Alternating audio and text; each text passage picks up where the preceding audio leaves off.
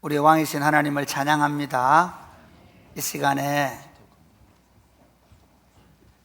왕이신 하나님이 우리에게 보여주신 진리의 말씀을 펴고 이 말씀을 읽고 이 말씀을 풀어들을 때에 이 왕의 진리의 말씀이 우리의 생각과 우리의 삶을 변화시켜 주셔서 이 하나님의 이 왕이신 통치가 왕 되신 주님의 통치가 우리 가운데 나타남으로 생명의 역사가 풍성한 삶이 되게 하여 주옵소서. 아멘. 예수님 이름으로 기도드립니다. 아멘.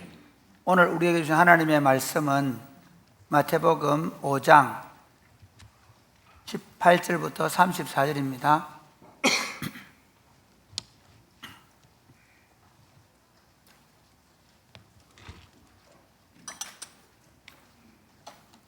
마태복음 5장 18절에서 34절 말씀 서로 교독하시겠습니다. 예수께서 이 말씀을 하실 때에 한 관리가 와서 절하며 이르되 내 딸이 방금 죽어사오나 오셔서 그 몸에 손을 얹어 주소서 그러면 살아나겠나이다 하니 예수께서 일어나 따라가심에 제자들도 가더니 12해 동안에는 혈류증으로 앓는 여자가 예수의 뒤로 와서 그 겉옷가를 만지니 이는 제 마음에 그 겉옷만 만져도 구원을 받겠다 함이라. 예수께서 돌이켜 그를 보시며 이르시되 딸아 안심하라 내 믿음이 너를 구원하였다 하시니 여자가 그 즉시 구원을 받으니라. 예수께서 그 관리의 집에 가사 피리 부는 자들과 떠드는 무리를 보시고 이르시되 물러가라 이 소녀가 죽은 것이 아니라 잔다 하시니 그들이 비웃더라. 무리를 내보낸 후에 예수께서 들어가사 소녀의 손을 잡으심에 일어나는지라. 그 소문이 온 땅에 퍼지더라. 예수께서 거기에서 떠나가실새 두 맹인이 따라오며 소리질러 이르되 다윗의 자손이여 우리를 불쌍히 여기소서 하더니 예수께서 집에 들어가심에 맹인들이 그에게 나오거늘 예수께서 이르시되 내가 능히 이 일 할 줄을 믿느냐 대답하되 그 주여 그러하오이다 하니 이에 예수께서 그들의 눈을 만지시며 이르시되 너희 믿음대로 되라 하시니 그 눈이 밝아진지라. 예수께서 엄히 경고하시되 삼가 아무에게도 알리지 말라 하셨으나 그들이 나가서 예수의 소문을 그 온 땅에 퍼뜨리니라. 그들이 나갈 때에 귀신 들려 말 못하는 사람을 예수께 데려오니 귀신이 쫓겨나고 말 못하는 사람이 말하거늘 무리가 놀랍게 여겨 이르되 이스라엘 가운데에서 이런 일을 본 적이 없다 하되 같이 읽겠습니다. 바리새인들은 이르되 그가 귀신의 왕을 의지하여 귀신을 쫓아낸다 하더라. 아멘. 여러분 오늘 이게 연휴가 돼가지고 다들 많이 밖에 나가서 그래서 하겠는데 뭐 가신 분도 있겠지만 어쨌든 연휴 기간 동안임에도 불구하고 주일날 예배당에 나와서 함께 예배 드릴 수 있게 돼서 기쁘게 생각합니다. 그리고 지금 교회 방문하신 분들이 좀 있어가지고 교육부서나 이렇게 들어가 계시기도 한데 혹시 모르는 분이면 세교인이거나 방문자들이니까 더 따뜻하게 인사해 주시기 바랍니다. 안 하시겠다고요? 네.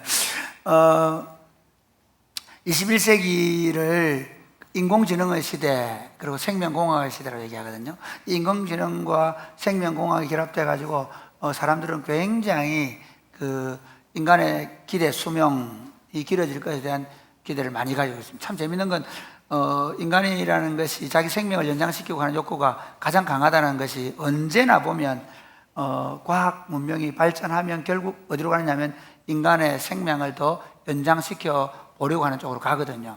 뭐 20세기에 들어올 때 페니실린이 막 발견되고 막 이러면서 사람들이 그 과학 문명이 발달하면 사람들의 생명이 길어지고 그리고 유토피아가 올 거라 생각했는데 유토피아가 왔을까요? 아닙니다. 20세기 과학 문명이 발달하면서 왔던 게 뭐냐면 1차 세계대전, 2차 세계대전이라는 전쟁의 참상이었습니다. 마찬가지로 21세기에 AI가 발전하면서요 이제는 치료의학이 아니라 예방의학으로 가고 있습니다. 그래가지고 사람들이 다 건강식품 하나씩은 다 먹고 계시죠. 여러분 다 약에 의존하고 살고 있습니다. 우리는 다 약에 의존하고 살고 있어요. 그렇죠? 예, 제가 잘 아는 우리 집에 우리 아들들도 보니까 아직 30살 조금 넘었는데 매일 아침마다 약을 먹어요. 누구는 뭐라 안 하겠는데. 저도 그 배워가지고 요즘 비타민 하나 정도는 먹으려고 합니다. 예, 예. 요즘에 또 녹용도 하나씩 먹어요. 힘이 나는 것 같아요. 매일 아침 약을 먹는 문화. 약을 먹어야 사는 시대예요. 약 안 먹는 사람이 없어요. 재밌는 건요, 거기다가 그러면 사람들이 건강해졌을까요? 다 아프다고 얘기해요. 멀쩡한 사람도 다 뭐가 있을까요? 병을 가 있어요. 혈압 조절이 안 되든지 당뇨 조절이 안 되든지 심지어 피에 뭐가 더 높다고 해가지고 그거 조절한다고 애를 먹어요. 그렇죠? 육체만 그런가요? 아니에요. 사람들은 다 요즘에 마음이 아프다 그래요. 마음이 아파 죽어요. 죽겠다 그래요. 관계가 깨어져서 그 관계의 깨어짐 때문에 고통을 느끼는 사람이 얼마나 많은지 몰라요. 심지어 사람들은요, 지금 중독이라는 병에 빠져가지고 온갖 중독이 적어도 이 땅에 사는 사람들을 짓누르고 있어요. 사실은 인류 문명은 발달했고 AI가 발전해서 온갖 질병을 치료하고 예측해가지고 심지어 단백질을 만들어서 맞춤형 약을 만들고 맞춤형 예방약을 만들고 하고 있음에도 불구하고 사람들은 사실은 더 많은 육체적인, 정서적인, 정신적인, 관계적인 질병에 노출되어 죽어가고 있는 게 현실이에요. 이런 상황 속에서 오늘 본문 우리에게 굉장히 시사해 주는 바가 큽니다. 오늘 본문은 우리가 잘 아는 대로 예수님은 우리들의 왕으로 오셨다는 것이고, 그리고 그 왕이 우리들의 모든 죄를 짊어지시는 세례를 받으심으로 공적으로 출발하시고, 그리고 그 왕국의 모습을 말씀해 주시고, 그리고 이제 8장부터는 그 왕이 우리들에게 구체적으로 어떤 왕이신가를 보여주시는 말씀들이 나옵니다. 우리 왕은 우리의 연약함을 친히 짊어지시는 왕으로 오셔서 의인들이 아니라 죄인들을 부르시고 그 죄인들과 함께 천국의 잔치를 베푸시는 분이라고 말씀하셨습니다. 그리고 오늘 17절부터는 우리 왕은 우리의 질병을 치료하시는 분이라고 말씀하십니다. 참된 치료자가 되셔서 우리를 치료하시는 왕으로 오셨다는 사실을 선포하기 위해서 마태복음 9장 17절부터 34절은 말씀합니다. 여러분, 그러니까 제가 다시 말씀드리지만 요한복음은 연대기를 보여주기 위해 쓴 책이라고 한다면 마태복음은 예수님이 우리들의 왕인데 그 왕이 어떤 능력을 가지고 있는지를 모아놓은 책이에요. 그러니까 오늘 우리가 보아야 될 우리 왕은 우리를 치료하시는 왕이라는 거예요. 오늘 본문은 이렇게 얘기해요. 한 관리의 딸이 죽었는데 그 죽은 딸을 살리시는 왕. 그리고 혈루증 걸린 여인이 12년 동안 혈루증 때문에 온갖 고통을 당했음에도 불구하고 치료를 못 받았는데 그 왕의 옷자락을 만졌는데 고쳐졌다는 이야기. 그 다음에 시각장애인이 있었는데 그 시각장애인을 예수님이 눈을 만지시고 그리고 치료해 주신 이야기.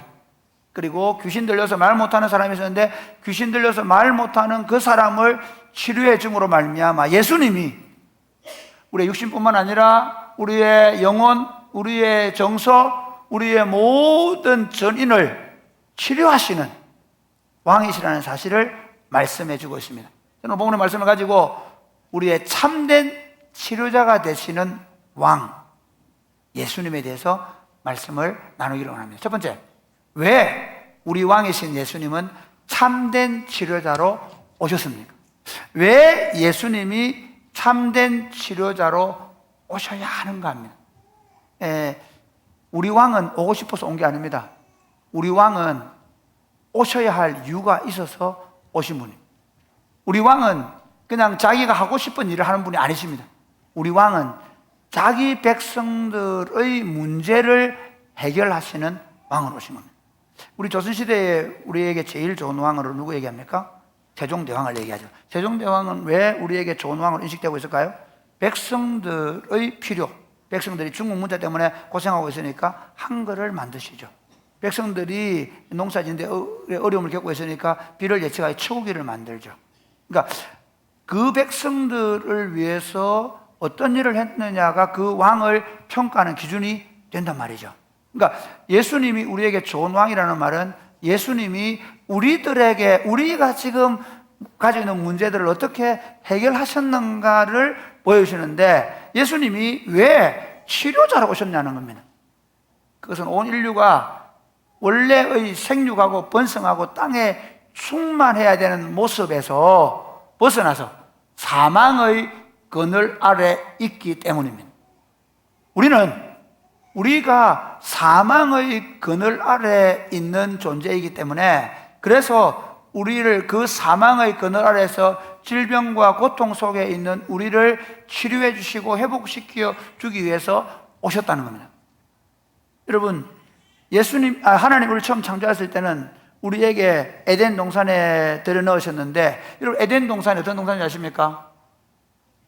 각종 과일이 있어서 그 각종 과일을 마음대로 먹을 수 있는 곳이었습니다. 뿐만 아니라 그 에덴 동산의 중앙에는 나무가 둘 있었는데, 하나는 절대로 먹지 말라는 나무와 하나는 꼭 먹어야 될 나무가 있습니다. 절대로 먹지 말아야 될 나무는 선악을 알게 하는 나무인데, 선악을 알게 한다는 것은 어떤 의미인가 하면 이 열매를 먹는 순간에 자신이 선이 되어버립니다. 자신의 모든 생각과 판단이 선이 되는 거예요. 그래서 성경의 표현을 하면 자기 소견이 옳은 것이 선이 되어버린 거예요. 그러니까 모든 사람이 다 자기 소견이 옳은 대로 사는 세상이 되어버렸단 말이에요. 이게 그래서 좀 공적인 기관을 만들어가지고 국가가 법과 제도를 만들어놨는데, 요즘에는 얼마나 심각해졌는가 하면 국가가 3심제를 만들어 놓고 1차, 2차, 3차 재판을 해서 확정이 되었음에도 불구하고 난 잘못 없다는데,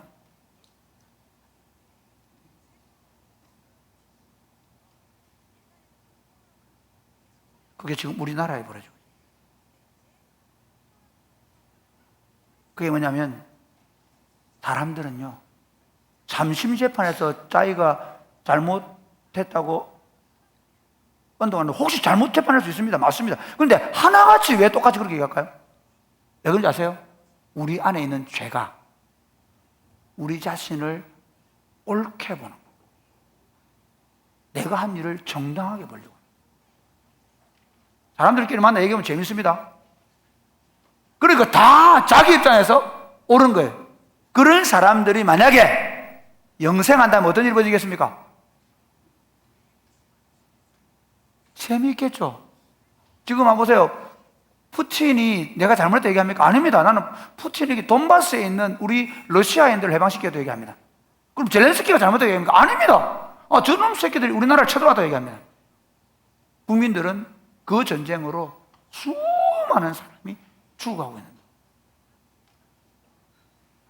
그런 상태에서 하나님은 방치할 수 없어서 이렇게 하셨습니다. 창세기 3장 22절 같이 읽어볼까요? 시작. 여호와 하나님이 이르시되 보라, 사람이 선악을 아는 일에 우리 중 하나같이 되었으니 그가 그의 손을 들어 생명나무 열매도 따먹고 영생할까 하노라 하시고. 네, 생명나무의 열매를 따먹고 영생할까 해서 어떻게 합니까? 막아버립니다. 32절 시작. 33절 시작. 23절 미안합니다. 시작. 여호와 하나님이 에덴 동산에서 그를 내보내어 그의 근원이 된 땅을 갈게 하시니라. 예, 어떻게 한다고요? 에덴은 그를 내보내버립니다. 그 다음에요 24절. 이같이 하나님이 그 사람을 쫓아내시고 에덴 동산 동쪽에 그룹들과 두루 도는 불칼을 두어 생명나무의 길을 지키게 하시니. 한마디로 말하면 생명나무에 접근을 못하겠습니다. 어떤 상태로? 죄를 가진 상태로, 자신이 선과 악을 결정하는 상태로는 영생하지 못하는 존재로 만들어버렸습니다. 하나님께서 그 사망의 결과 모든 일은 전인적으로 질병으로 고통하게 됩니다. 사망의 그늘 아래에 있는 존재는 부자든 가난한 자든 몸과 마음이 아파 고통하고, 그리고 그걸로 그렇게 살다가 결국에는 어떻게 됩니까? 육신의 질병의 죽음을 통해서, 육신의 죽음을 통해서 하나님과 영원히 분리될 수밖에 없는 상황 가운데 놓여 있었다는 것입니다. 하나님 그것을 불쌍히 여기셔서 예수 그리스도를 보내시고, 그 예수 그리스도를 통해서 우리에게 다시 회복시켜 주려고 하는 것이 무엇입니까? 바로 생명입니다. 요한복음 10장 10절에 보면 내가 온 양으로 생명을 얻게 하고 또 풍성히 얻게 하려 하십니다. 예수님께서 우리의 죄의 문제를 해결해 주심으로 십자가에 죽어주셔서 이제는 더 이상 우리가 그 죄 아래에 있지 않도록 해주시고, 그리고 그 죄의 값을 지불하심으로 이제는 더 이상 우리가 하나님과의 관계에서 죄인과 하나님이 아니라 이제는 하나님의 자녀가로 다시 태어나게 하시고, 그리고 이제 하나님과 생명의 관계를 누릴 수 있는 존재로 만들어 주시고, 그리고 그 하나님과 생명의 관계를 누림으로 말미암아 먼저 우리의 영혼이 하나님 안에서 새롭게 거듭나고, 그리고 그 영혼이 거듭남으로 말미암아 우리의 전인이 그 생명의 이 왕노로 타는 가운데 날마다 풍성함을 얻을 수 있게 되는 믿으시기를 바랍니다. 그러나 우리 육체라는 건 이 땅에 지금 죄의 영향 아래에 있는 이 땅에 사는 우리 육체는 영원히 살 수 없고, 결국 어떻게 됩니까? 우리의 영혼이 이제 이 육신의 장막을, 처음 입었던 육신의 장막을 벗고, 그리고 낙원에서 주님과 함께 생명을 누리게 될 것이며, 우리 구주 예수님 다시 오실 때 영원한 생명을 누리게 될 줄 믿으시기를 바랍니다. 아멘. 예수님께서 오늘 여기 지금 관리의 딸을 살려내신 장면이나, 또는 그 12해 동안 혈루증을 앓는 이 여인의 고통을 해방시켜 주신 일이나, 지각장애인을 고쳐주신 일이나, 그 다음에 귀신 들여서 말 못하는 이 사람을 고쳐준 이 모든 일들은 예수님이 우리를 치료하는 분이라는 사실을 보여주기 위해서 하신 표적입니다. 그러니까 여러분, 성경 외에 이렇게 많은 기적이 있을까요? 성경이 참 믿기 어려운 책입니다. 성경을 믿는다는 것은 기적입니다. 한번 생각해 보세요. 예를 들어서 노느나 뭐 그런 책들은 뭡니까? 어떻게 살아라는 얘기잖아요. 그거 믿을 수 있습니다. 그렇죠? 그대로 살 수 있습니다. 그런데 예수님 이야기는 산상수훈 좋아, 오르만 외망 돌려대라, 억지로 오리 가람 심리 가라, 좋아요. 그런데 예수님 스토리는 예수님이 죽은 자를 살려내잖아요. 지금 안 보는 사람 눈을 만지고 보게 만들잖아요. 말 못하는 사람 말하게 만들잖아요. 둘 중 하나예요. 예수님을 진짜 신으로 우리들의 모든 장애와 질병을 치료하시는 분으로 받아들이든지, 아니면 북한에 그런 사람 하나 있죠. 솔방울로 수류탄 만들어 전쟁했다는 사람. 몰라요. 오래전에 돌아가셨는데 김일성이라고. 생각해 보세요. 만약에 사람들이 예수님을 그냥 성인이다, 좋은 말씀, 아니요. 예수님은 그렇게 우리에게 성인으로 보여주려고 말씀하지 않으셨어요. 예수님 이야기는 뭐냐면요, 내가 왕이다. 내가 너희를 치료하는 왕이다. 나를 믿으면 영생을 얻고, 나를 믿으면 생명이 왕노릇하는 삶을 살 수 있다고 말씀하기 위해서 이 기적을 행하시고, 이 기적을 기록해 놓으시고, 믿든지 아니면 여전히 그걸 받아들이지 않든지 둘 중 하나는. 우리는 예수님이 우리에게 이 사망의 질병을 치료하시고 생명을 주시기 위해서 우리들의 치료자로 오셨다는 사실을 믿으시기를 바랍니다. 아멘. 그래서 그 예수님을 받아들이는 사람에게는 영생이 주어지는 겁니다. 우리는 이 왕국을 누리며 이 완전한 왕국을 소망하며 사는 자들입니다. 우리가 지금 누리고 있는 이 치유와 회복의 역사뿐만 아니라 더 완전한 치료를 기다리고 있습니다. 요한계시록 22장에 보면 이렇게 얘기합니다. 1절 2절 같이 읽겠습니다. 시작. 또 그가 수정같이 맑은 생명수의 강을 내게 보이시니 하나님과 및 어린 양의 보좌로부터 나와서 길 가운데로 흐르더라. 강 좌우에 생명나무가 있어 12가지 열매를 맺되 달마다 그 열매를 맺고 그 나무 잎사귀들은 만국을 치료하기 위하여 여기 보세요. 있더라. 여기 이 요한계시록의 마지막 완성될 하나님 나라를 딱 한마디로 말하면 생명수의 강이 흘러서 그 생명수의 강, 이 상징입니다. 우리가 영생한다는 겁니다. 그 다음에 그 강 좌우편에 생명나무의 열매를 맺고 어떻게 한다고요? 네, 그 잎사귀가 만국을 치료한다고 얘기합니다. 그러니까 그 하나님 나라는, 그러니까 여러분, 이게 하나님 나라가 우리에게 들어왔다는 말은요, 우리를 사망으로부터 치료하고 질병과 고통으로부터 우리를 치료하고, 그리고 그 치료가 하나님의 나라가 어떻게 더 힘있게 나타나요. 그리고 왜 사도행전에 그런 일이 나오냐면요, 하나님의 나라가 더 힘있게 나타나면 나타날수록 그런 표적과 기사가 더 힘있게 나타날 줄 믿으시기를 바랍니다. 그리고 그 나라가 완전히 나타날 때에는 우리가 완전하게 치료되고 회복될 것이라는 기대와 소망으로 살아가는 것입니다. 그래서 예수님은 우리들의 치료자로 오신 것이에요. 요한계시록 22장 17절 한번 볼까요? 시작. 성령과 신부가 말씀하시기를 오라 하시는도다. 듣는 자도 오라 할 것이요 목마른 자도 올 것이요 또 원하는 자는 값없이 생명수를 받으라 하시더라. 성령과 신부, 이거 하나님의 교회가 세상을 향해서 오라라고 하는, 어떻게 오라고요? 듣는 자도 오라, 목마른 자도 오라, 원하는 자도 와라. 와서 뭐라고요? 생명수를 받으라. 교회는 세상을 향해서 너희의 고통과 상처와 아픔, 그것들을 치료해 주실 분이 우리 가운데 오셨고, 그리고 너희가 그분에게 와서 그 생명수를 먹고 치료와 회복을 받으라고 말해야 되는 공동체가 교회인 줄 믿으시기를 주님의 이름으로 축복합니다. 아멘. 뿐만 아니라 우리는 그 완전한 나라를 기다립니다. 우리는 이 땅에 사는 동안에 여전히 그럼에도 불구하고 치유가 있고 회복이 있지만, 그러나 우리 안에 또 질병이 찾아오고, 그리고 육신의 죽음의 길을 걸어가야 합니다. 그런데 그 육신의 죽음의 길 이후에 있는 우리 영혼이 하나님 앞에 가는 것과 부활은 다시 우리에게 주어진 약속입니다. 요한계시록 22장 20절 보겠습니다. 시작.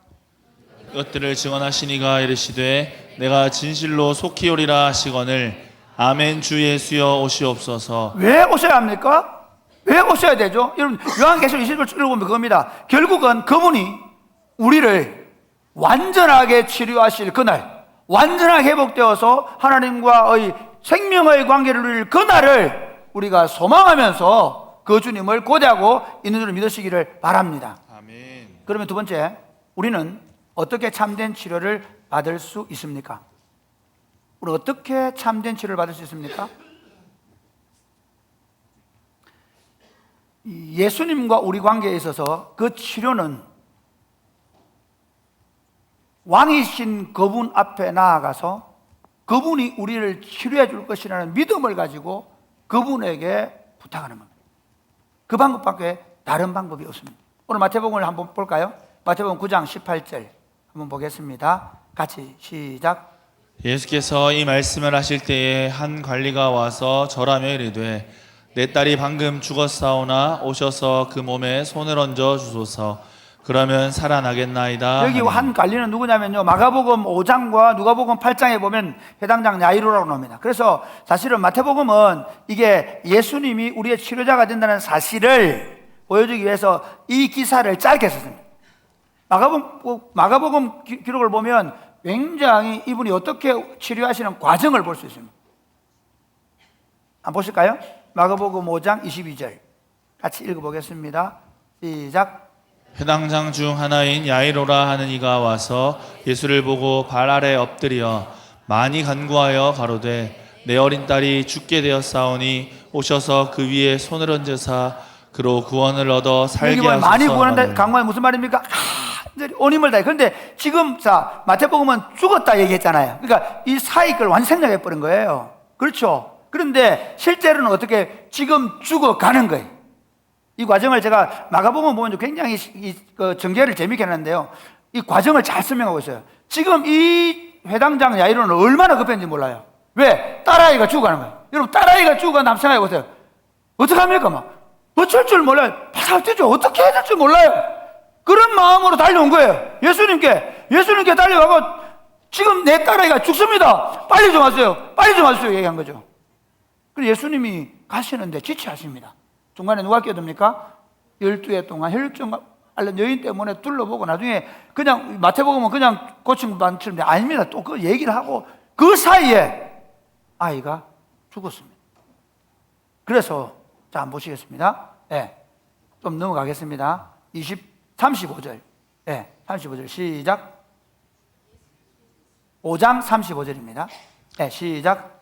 아직 말씀하실 때에 회당장의 집에서 사람들이 와서 가로되 당신의 딸이 죽었나이다. 어찌하여 선생을 더 괴롭게 하나이까? 지금 이 중간에는 뭐가 있냐면 그 12해 동안 혈루증 난 여인이 있기 때문에 그건 나중에 다룰 거니까 그걸 딱 빼고 보면요. 지금 와서 이제 예수님을 모셔가는 과정에 있잖아요. 그리고 이제 혈루증 걸린 여인이 회복되고 치료되는 이야기 씁니다. 그래서 이제 그 여인과 말을 마치려고 하는데 말을 마쳐가는데 아직 말씀하실 때 그 말은 아직 말도 안 끝났는데 어떻게 회당장의 집에서 사람들이 와서 죽었습니다. 죽었습니다 할 때 어떤 느낌이죠? 죽었습니다. 끝났습니다. 아이고. 회당장 어떻게 해야 됩니까? 아이고. 덥석 주저앉아요. 아이고 끝나고. 그게 정상이죠. 회당장 그런 마음에서 아이고.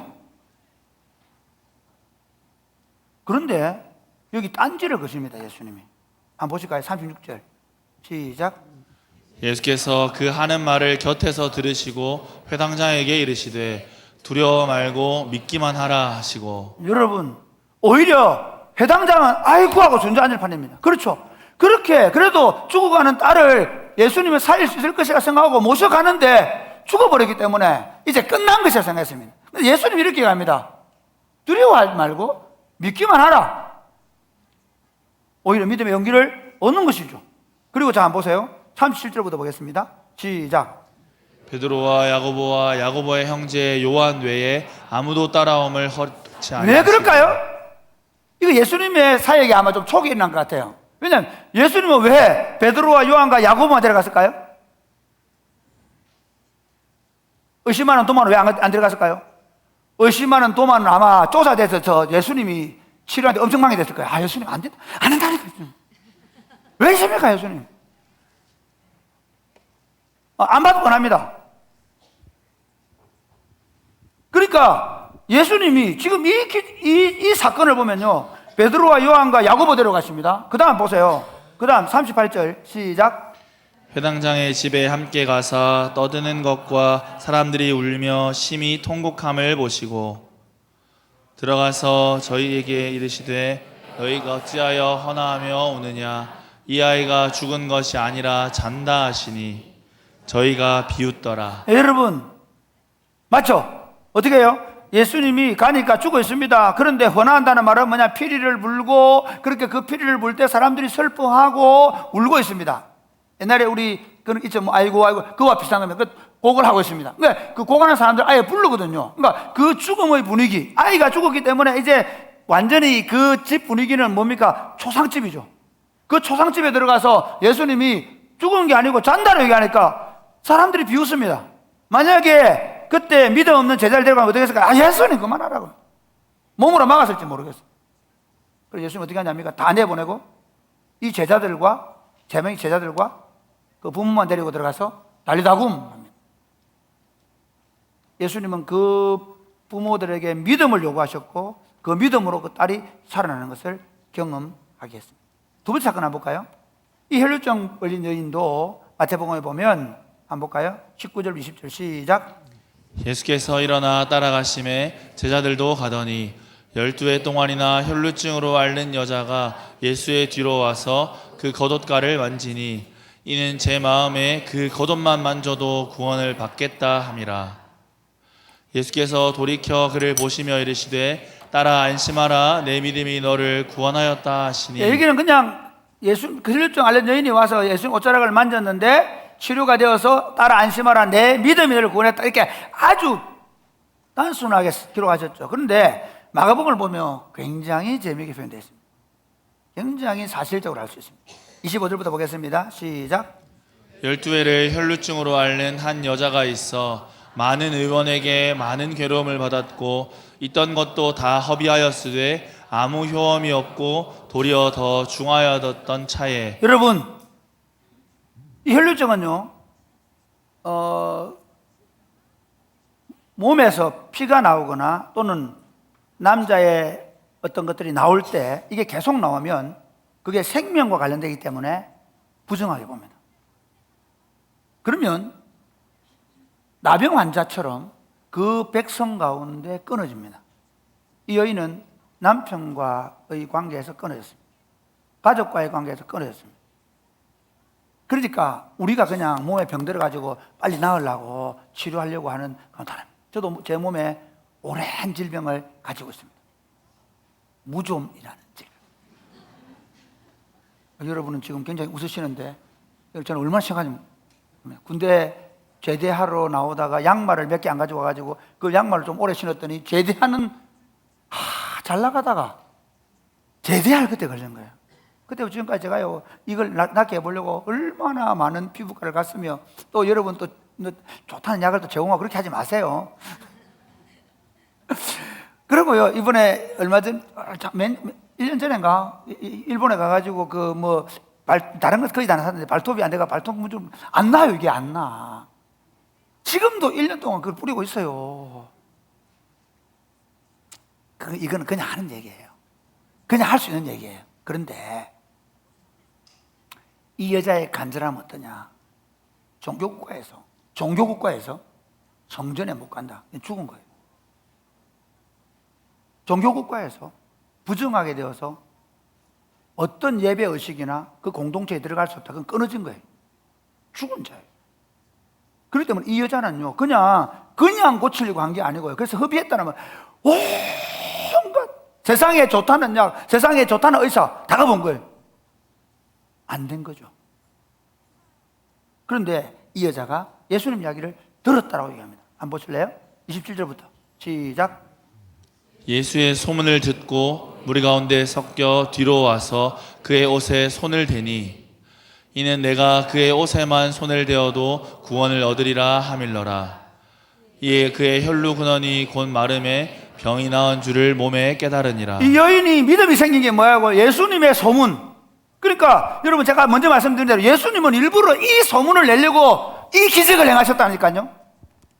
예수님은 우리에게 적당히 좋은 말 해가지고 자기를 잘 믿도록 하기 위해서 만든 게 아니라 예수님이 정확하게 자기가 누구인지를 보여주고 그 소문을 믿고 그분을 왕으로 받아들이고 그분의 그늘 아래, 그분의 통치 아래 순종하기로 나오는 자들을 부르시고 계시는 거예요.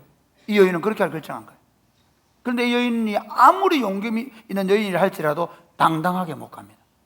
왜냐하면요, 그 당시 관습은 부정한 자가 정한 자와 터치만 되어도 그 부정이 다른 부정으로 점령이 된 상황. 다시 말하면 나 때문에 그 사람도 종교에서 끊어지게 만드는 거예요. 나 때문에 하나님의 백성이 끊어지게 만드는 거예요. 그렇기 때문에 부정한 사람들 어떻게 되냐면 자기 가까이 부정하다 못 오게 해야 되는 거예요. 그런데 이 여자가 몰래 조용히 가고 예수님 옷자락을 만진다고요? 이 불가능한 거예요. 정말 믿음 아니면 이 사람이 내가 만지는 이 사람이 나를 고칠 것이라는 믿음 아니고는 안 되는 것인데도 그걸 드러내놓지 못했어요. 예수님은요 이거를 그냥 안 넘어갑니다. 그러니까 마태복음은 그냥 나 이렇게 하시는데요, 마태복음은 그냥 안 넘어갑니다. 다 한번 보실래요? 자, 마가복음 보십시오. 30절부터 시작. 예수께서 그 능력이 자기에게서 나간 줄을 곧 스스로 아시고 무리 가운데서 돌이켜 말씀하시되 누가 내 옷에 손을 대었느냐 하시니. 그렇게 얘기하니까 31절 제자들이 뭐라고 해야 합니까? 시작. 제자들이 여짜오되 무리가 애워싸 미는 것을 보시며 누가 내게 손을 대었느냐 물으시나이까. 예수님은 굳이 그 많은 인파 속에서 자기에게 손댄 여자를 찾으려고 합니다. 그 제자들은 아이고 예수님 한두 명이 만졌겠습니까? 그거 굳이 왜 찾습니까? 묻습니다. 그러니까 한번 보실까요? 네. 32절 시작.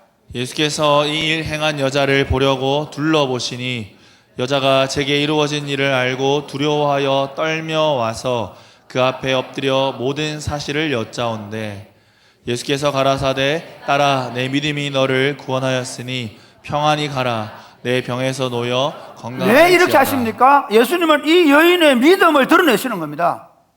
너 믿음이 너를 구원했다. 우리에게 뭐를 말씀해 주고 싶어 합니까? 우리 삶 가운데 어떤 불가능한 아픔과 고통도 믿음으로 그분을 터치하려고 하면, 믿음으로 그분을 받아들이기만 하면 그분이 우리를 치료하시겠다고, 능력을 역사하시겠다고 지금도 우리에게 말씀하고 계시는 믿으시기를 주님의 이름 축복합니다. 아멘. 그 다음에 세 번째 한번 볼까요? 세 번째 이렇게 합니다. 세 번째 같이 읽겠습니다. 마태복음 9장 27절 31절 시작. 예수께서 거기에서 떠나가실새 두 맹인이 따라오며 소리질러 이르되 다윗의 자손이여 우리를 불쌍히 여기소서 하더니 예수께서 집에 들어가심에 맹인들이 그에게 나아오거늘 예수께서 이르시되 내가 능히 이 일 할 줄을 믿느냐 대답하되 주여 그러하오이다 하니. 여기까지 한번 보세요. 자, 여기 보면요, 두 맹인이 나오는데 이분들이 뭐냐면 다윗의 자손이여 우리를 불쌍히 여기소서 합니다. 여기 중요한 게 뭐냐면요, 우리를 불쌍히 여겨달라는 거예요. 다윗의 자손이라는 말이에요. 이게 우리는 그냥 다윗의 자손이요, 그래 예수님이 다윗의 뿌리지 이렇게 하는데요. 그러니까 요즘 제가 조금 이해하게 되는 게 뭐냐면, 제가 십자군 이야기 마지막 책 이제 지금 5차 십자군 전쟁 뭐 얘기하고 읽고 있는데요. 진짜 새롭게 발견한 게 뭐냐면, 중세기만 해도요, 바보라도 그 피를 이어받으면 그 자리에 가요. 공작 아들은 공작이에요. 왕 아들은 왕이에요. 누구 자손이다 그러면요. 그러니까 예를 들면 예루살렘 왕을 찾아내는데요.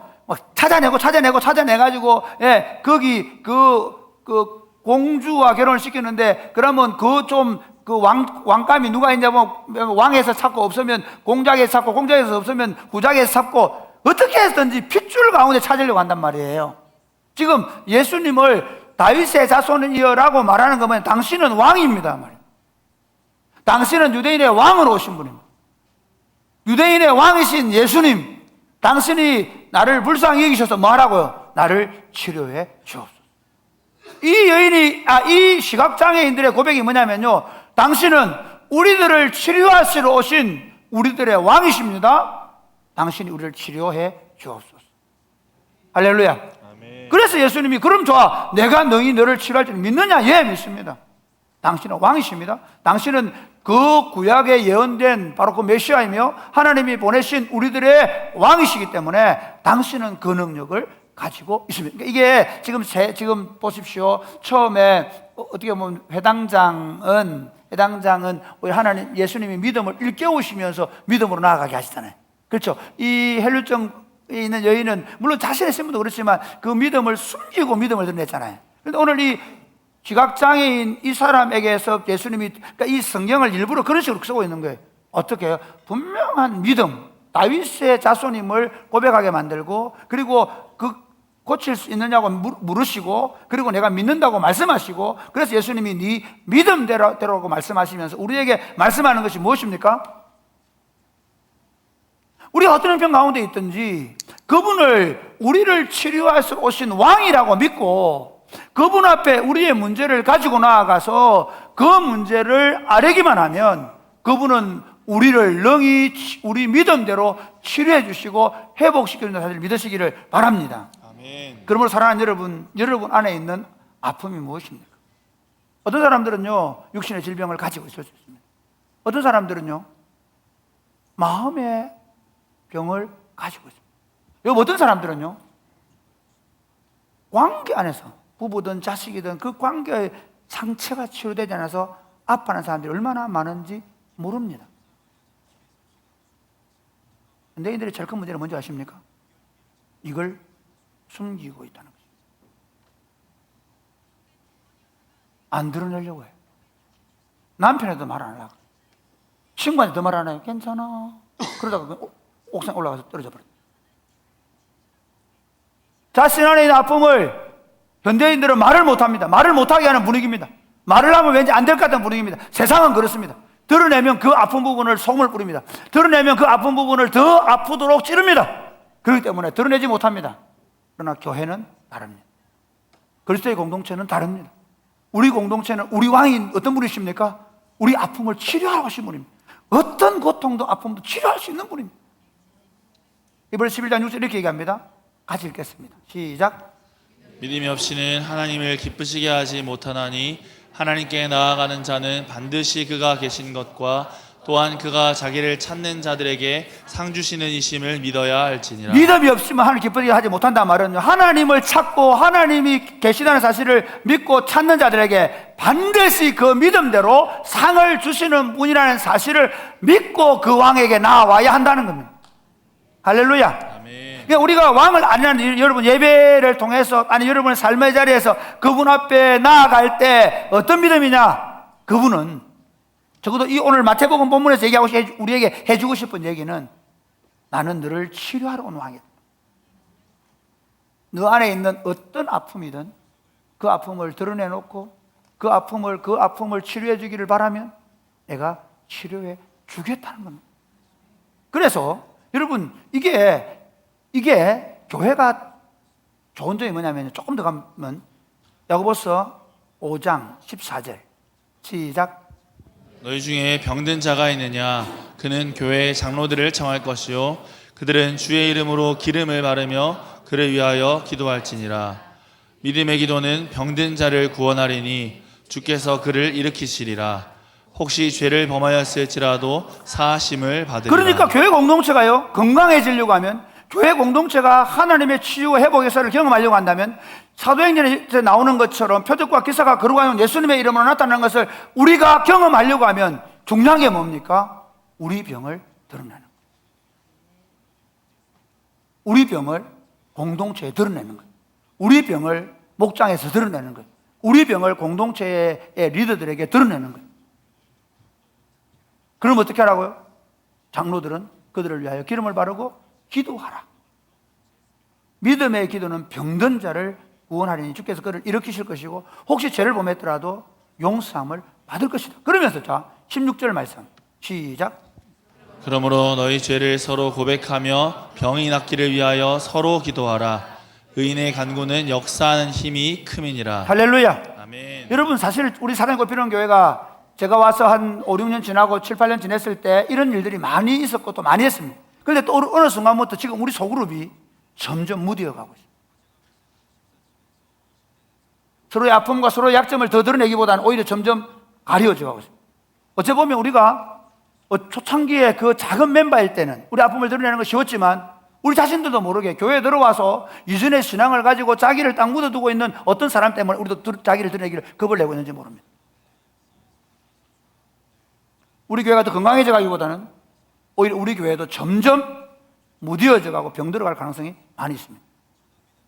그럼 여러분들 아셔야 되는 게 목장 안에서 일어나는 일들을 다른 데 가서 말하면 안 됩니다. 목장원들끼리 일어나는 일들을 다른 데 가서 말해내고 퍼나르면 안 됩니다. 누구의 아픔이나 약점이나 상처를 한 번 더 말하는 것 때문에 우리 교회가 지금 병들어가고 있고 우리 교회가 더 약화되어 가는 거죠. 소그룹 안에서 목장 안에서 서로 죄를 고백하고 서로 병 낫기를 위해 기도하는 일이 더 활발하게 일어나야 합니다. 할렐루야. 그러므로 목장 안에서 교제하는 게 이게 중요합니다. 목장 밖에 다니면서 이러쿵저러쿵 말하고 다니는 거 하면 안 됩니다. 목장 밖에서 따로 만나서 차 마시고 하는 거 하지 마세요, 제발 좀. 그것 때문에 교회는 안 됩니다. 잘 되는 것 같죠? 안 됩니다. 그러니까 우리 목장에 있던 얘기가 다른 목장으로 가면 안 된다고요. 그것 때문에 교회가 지금 어려워져 가고 있습니다. 제가 제일 힘든 게 그겁니다. 교인들은 많아지는데 교회가 건강해지지 않는 것 때문에 아픕니다. 다시 우리는 원래 그 건강한 교회로 가야 합니다. 그렇지 않으면 우리는 무능력한 교회가 될 것입니다. 교회는 간절히 우리 죄를 서로 고백하고 병 낫기를 위해 서로 기도해서 그 하나님의 역사가 다시 나타나는 것을 경험해야 해요. 얼마나 하나님이 말해주고 싶으냐면요, 이 하나님의 역사를 이렇게 얘기합니다. 자, 그 다음에 야고보서 5장 17절 18절 시작. 엘리야는 우리와 성정이 같은 사람이로되 그가 비가 오지 않기를 간절히 기도한즉 3년 6개월 동안 비가 오지 아니하고 다시 기도하니 하늘이 비를 주고 땅이 열매를 맺었느니라. 아멘. 아멘. 너희가 서로 죄를 고백하고 서로 병낫기를 위해 간절히 기도하면 내가 반드시 들어주는데, 엘리야가 기도했을 때 비 오지 않기를 기도하니까 비가 안 왔고 비 오기를 기도하니까 비가 왔던 것처럼 너희 기도를 듣겠다, 너희를 치료하겠다라고 말씀하십니다. 아멘. 그런 강력한 교회, 그런 하나님의 치유와 회복의 역사가 그게 전인적으로 나타나는 그런 교회를 우리가 꿈꾸고 만들어가기 위해서 더 강력한, 더 건강한 소그룹을 만들어갈 수 있게 되기를 주님의 이름으로 축복합니다. 아멘. 사랑하는 여러분, 교회 공동체로 모여서 아파도 숨기고 드러내지 않고 괜찮다고 얘기하고, 그리고 그걸 혹시나 들켜서 그것 때문에 서로 아프고 힘들까 싶어서 말도 못하고, 그런 교회를, 그런 무능력한 교회를 우리가 지금 해가야 합니까? 주님의 강력한 치유와 회복의 역사가 교회 안에서 일어나야 합니다. 마지막 세 번째, 우리가 치료를 받으면 어떻게 해야 합니까? 주님이 우리를 그렇게 치료하신 이유가 있습니다. 우리를 회복시키신 이유가 있습니다. 자, 한번 볼까요? 재밌는 건요, 이 관리의 집에 가서 예수님이 잔다라고 하니까 어떻게 합니까? 비웃고 그러죠. 세상은 그렇습니다. 그 다음에 귀신을 쫓아내니까 어떻게 합니까? 바알세불을 힘입어서 쫓아낸다, 귀신의 왕을 쫓아낸다, 이 힘을 쫓아낸다, 그렇잖아요. 세상은 그렇습니다. 그런데 주님이 우리를 치료하시는 이유는 분명합니다. 그분이 왕으로 오셨고, 그분이 모든 사람이 그분에게 와서 치료를 받으라고 우리를 통해 보여주기 위한 겁니다. 우리는 우리 안에서 일어나는 그 하나님의 역사, 하나님의 치유와 회복의 역사를 우리 사랑이 꼽히는 교회 안에서 그게 일어나서 온 이 진량 사람들, 하양 사람들에게 퍼져가게 해야 될 의무가 있습니다. 그게 우리가 여기 존재하는 의미입니다. 우리 일요일마다 한 번씩 모여가지고 그냥 예배 한 번 잘 드리고 헤어지기 위해 모인 게 아닙니다. 우리는 우리 왕이 어떤 분이신지를 보여주기 위해 있는 사람들입니다. 마치 오늘 여기 보면 이 회당장 야이로의 집의 얘기와, 그리고 지각장애인 이야기와, 이 12회 동안 혈루증 앓는 여인 얘기와, 말 못해도 귀신 들렸던 이 사람 이야기가 오늘 우리 이야기이며, 오늘 그 치료 회복의 역사를 오늘 우리 삶 가운데서 나타나서 선포하는 공동체로 우리를 두셨는데, 지금 한국 교회가 그게 아니라고 하는 이유가 무엇이냐는 겁니다. 일어나야 합니다. 예수님이 그런 기적을 일으키니까 어떤 일이 납니까? 회당장 그 야이로의 딸이 일어났을 때, 자, 26절 말씀 같이 읽겠습니다. 시작. 그 소문이 온 땅에 퍼졌다고 얘기합니다. 두 시각장애인은 더합니다. 어떻게 합니까? 30절 말씀 보겠습니다. 시작. 그 눈들이 밝아진지라 예수께서 엄히 경고하시되 삼가 아무에게도 알리지 말라 하셨으나 아무에게도 말하지 말라 그랬습니다. 그런데 31절 볼까요? 시작. 그들이 나가서 예수의 소문을 그 온 땅에 퍼뜨리니라. 여러분, 교회 이야기는 뭐냐면요, 우리가 소문을 내든 소문을 안 내든 교회 이야기는 우리 왕이신 예수님이 사람들을 살리시고 사람들을 회복시키시며 사람들을 치유하시고 가정들을 세우시고 우리 자녀들을 회복시키고 치료한다는 이야기로 가득 찬 이야기가 되는, 그게 교회 이야기입니다. 그게 하나님 나라 이야기입니다. 사랑이 꼽히는 교회는 지금까지 그 이야기들을 만들어가고 있고, 그런 이야기들을 우리 청년들을 만나면 사람들이 듣게 됩니다. 이 이야기가 사람들이 더 많아졌으면 더 왕성하게 일어나야 합니다. 할렐루야. 아멘. 그러므로 사랑하는 여러분, 교회의 위기는 다른 것이 아니라 교회 가운데 하나님이 일하지 않는 것입니다. 교회 가운데 아무런 일도 일어나지 않는 것입니다. 교회 가운데 아무런 소문도 안 나는 것입니다. 안 좋은 소문만 나는 겁니다.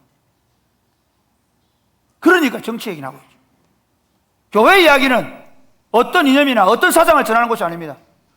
우리의 왕이신 예수께서 우리 가운데 어떤 일을 행하셨는가를 끊임없이 말해야 되는 공동체인 것입니다. 사도행전 4장 29절 31절 한번 보겠습니다. 시작. 주여 이제도 그들의 위협함을 굽어 보시옵고 또 종들로 하여금 담대히 하나님의 말씀을 전하게 하여 주시오며 손을 내밀어 병을 낫게 하시옵고 표적과 기사가 거룩한 종 예수의 이름으로 이루어지게 하옵소서. 교회는 세상으로부터 그 당시에도 위협을 받았습니다. 다시는 복음을 전하지 못하게 했습니다. 지금 우리 아이들의 상황이 그렇습니다. 지금 우리의 형편이 그렇습니다. 복음을 말해도 듣지 않는 시대입니다. 그런데도 불구하고 이들은 뭐라고 기도합니까? 담대히 복음을 전하게 해주옵시고 손을 내밀어 병을 고치게 하옵시고 표적과 기사가 그러면 예수님의 이름으로 이루어지게 하여 주옵소서. 할렐루야.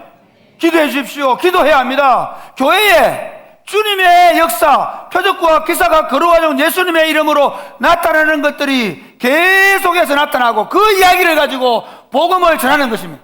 사도행전에서는 이런 것입니다. 그들이 나가서 복음을 전하는데 그 따르는 표적으로 그 말씀을 확실히 정언하게 하는 것이 교회 이야기며 하나님 나라 이야기인 것입니다. 말씀을 맺겠습니다.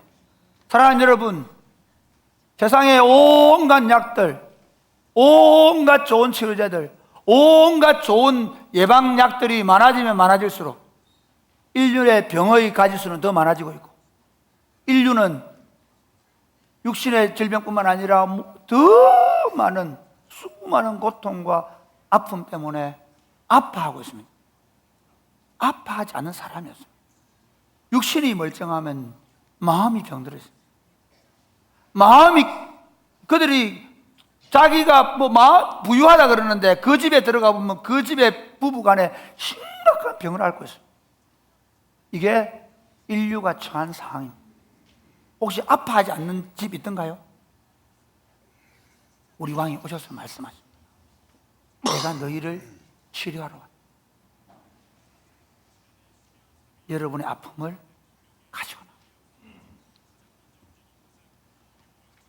일주일에 한 번 예배당 오는 걸로 만족하지 마시고 여러분의 아픔을 가지고 나오시고 여러분의 부부의 문제를 가지고 나오시고 여러분의 자녀의 문제를 구체적으로 가지고 나와서 아프다고 말씀하셔야 합니다. 그걸 목장에 내어놓고 그걸 가지고 우리가 죽겠다고 아프다고 고쳐달라고 치료해달라고 온 목장이 울며 기도해야 합니다. 그리고 그 치료해 주시는 예수님 이야기가 우리 안에서 그냥 울려 퍼지는 그런 공동체를 채울 수 있게 됩니다. 주님의 이름 축복합니다. 아멘. 아멘.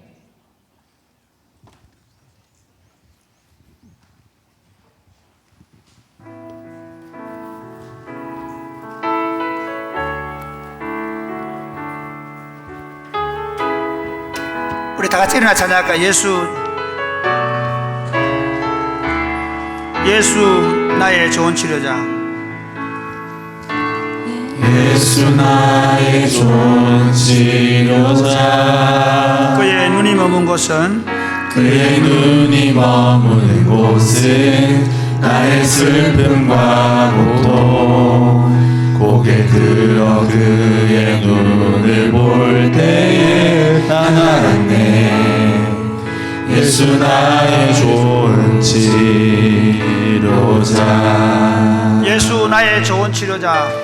예수 나의 좋은 치료자. 그의 눈이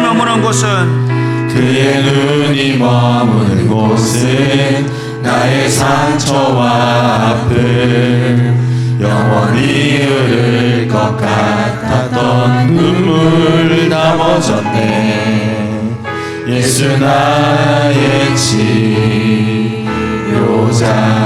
나 노래하리라. 나 노래하리라. 천한 나를 돌아보신 구세주를 찬양해. 하늘 닿는 곳까지 내 손 들리라. 예수 나의 치료자. 다시 처음부터 예수 나의 좋은 치료자. 예수 나의 좋은 치료자. 그의 눈이 머무는 곳은 나의 슬픔과 고통. 고개를 들어 그의 눈을 볼 때에 난 알았네. 예수 나의 좋은 치료자. 예수 나의 좋은 치료자. 예수 나의 좋은 치료자. 그의 눈이 머무는 곳은 나의 상처와 아픔. 영원히 흐를 것 같았던 눈물 다 멎었네. 예수 나의 치료자.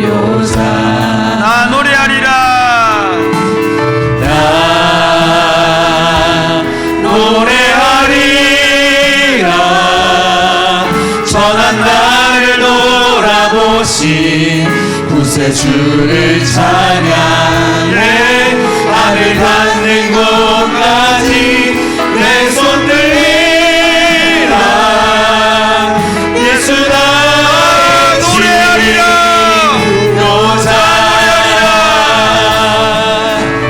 나 노래하리라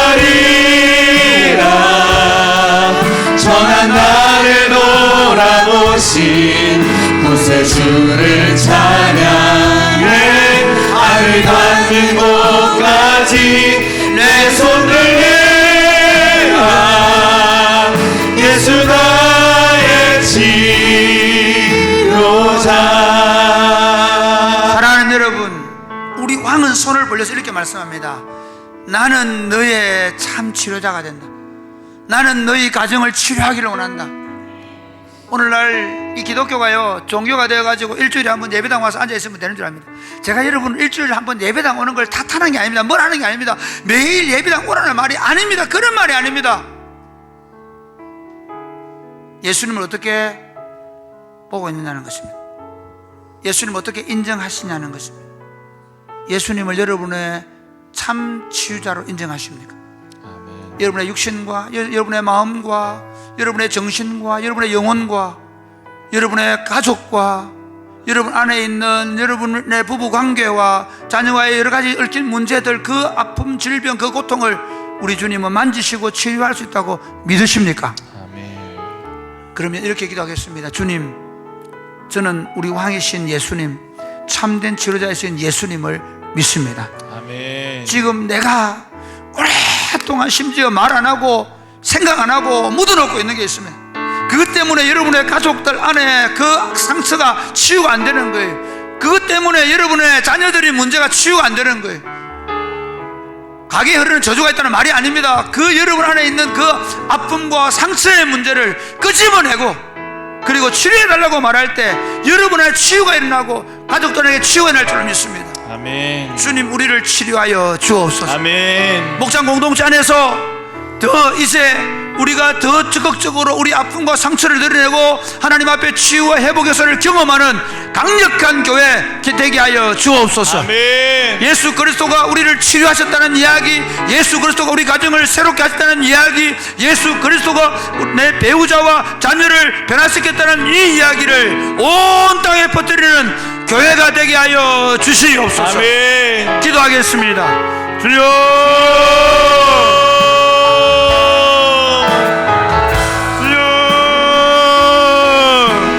아버지 노래하리 아버지 기도합니다.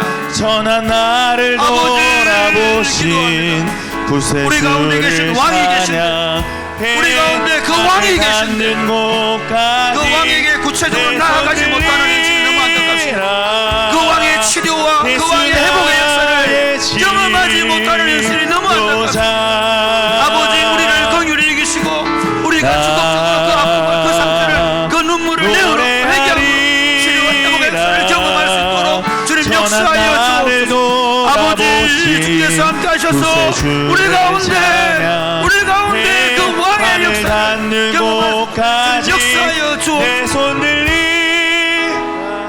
예수님께서 내가 온 것은 양으로 생명을 얻게 하고 더 풍성히 얻게 하려 함이라고 말씀하시고, 병든 자여 누구든지 내게 나오라고 하셨사오나 현대 기독교는 너무 매너 있고 너무 그럴싸한 예배와 종교적인 모임은 되었지만, 그러나 우리 안에 우리 왕을 참으로 우리를 치료하시는 왕으로 인정하고 고백하고, 그리고 그 왕이 우리 몸과 우리 마음을 터치하시고, 그 왕이 우리 부부관계를 터치하시고 만지시고, 그 왕이 우리 부모와 자식 간의 깨어진 관계들을 만지고 터치하시고, 그 왕이 우리 아픔을 터치하시는 일을 못하게 하는 현실이 너무 안타깝습니다.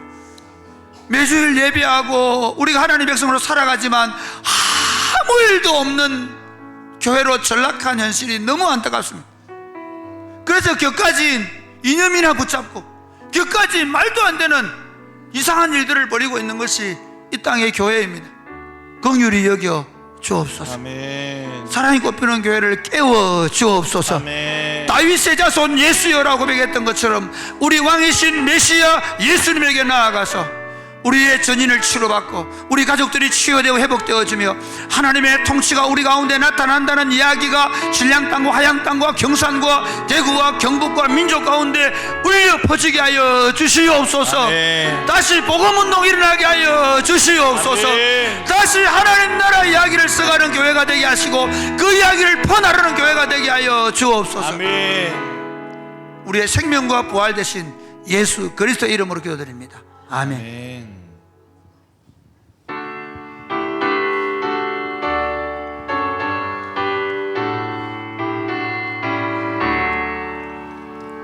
내게 있는 모든 것을 아낌없이 드리네. 사랑하고 의지하며 주만 따라 살리라. 주께 드리네. 주께 드리네. 사랑하는 구주 앞에 모두 드리네.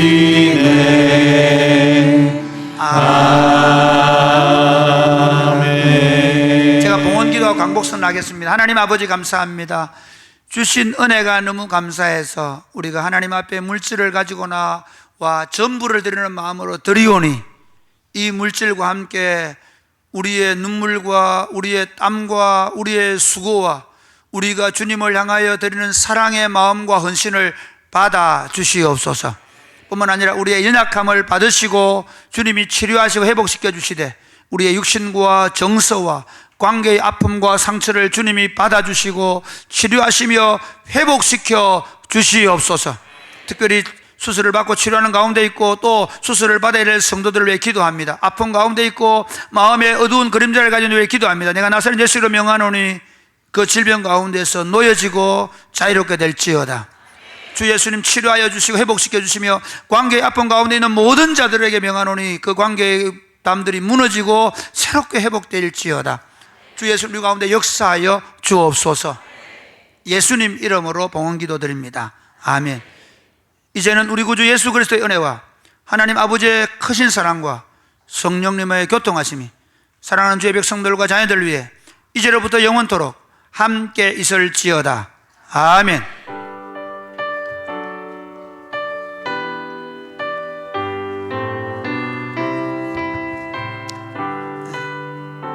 광고 말씀을 제가 한 가지 드리겠습니다.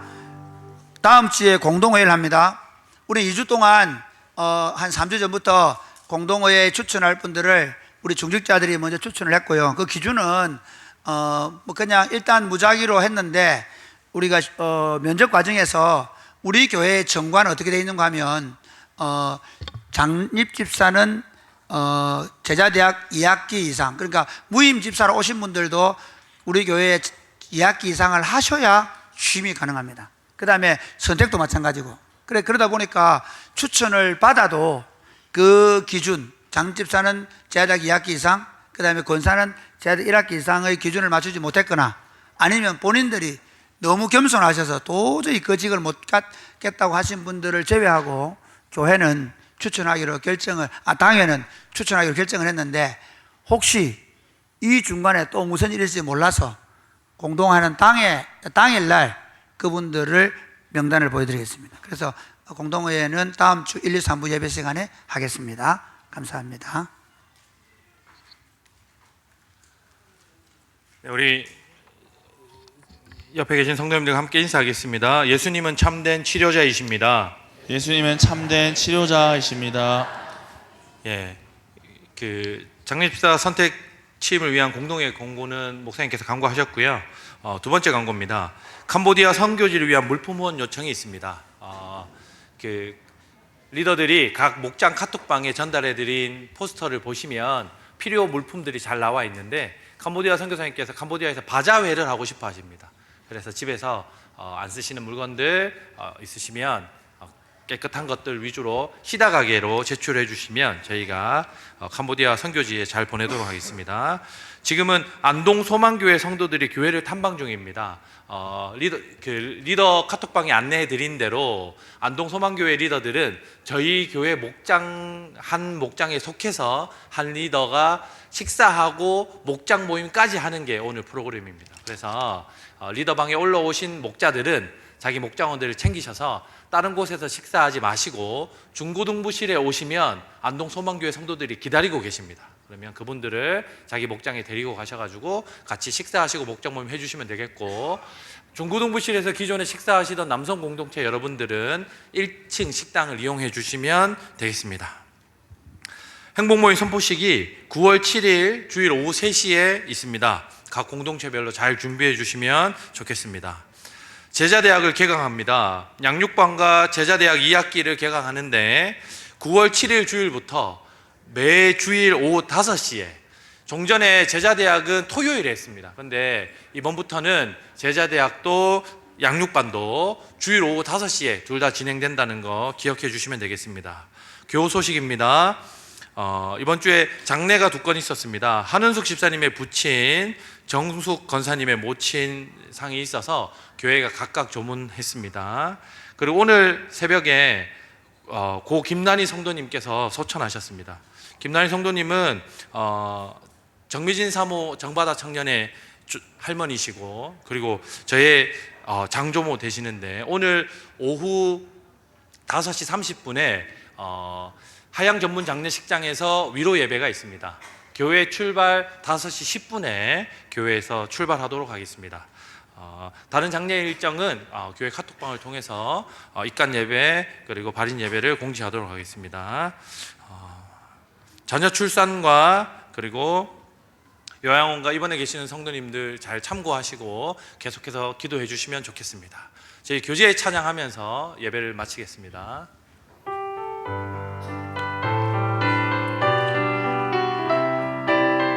여기에 모인 우리, 여기에 모인 우리, 주의 은총 받은 자여라. 주께서 이 자리에 함께 계심을 아노라. 언제나 주님만을 찬양하며 따라가리니, 시험을 당할 때도 함께 계심을 믿노라. 이 믿음 더욱 굳세라. 주가 지켜주신다. 어두운 밤에도 주의 밝은 빛 인도하여 주신다. 식사 맛있게 하십시오. 안동 소망교회 성도들은 중고등부실로 이동해 주시면 되겠습니다.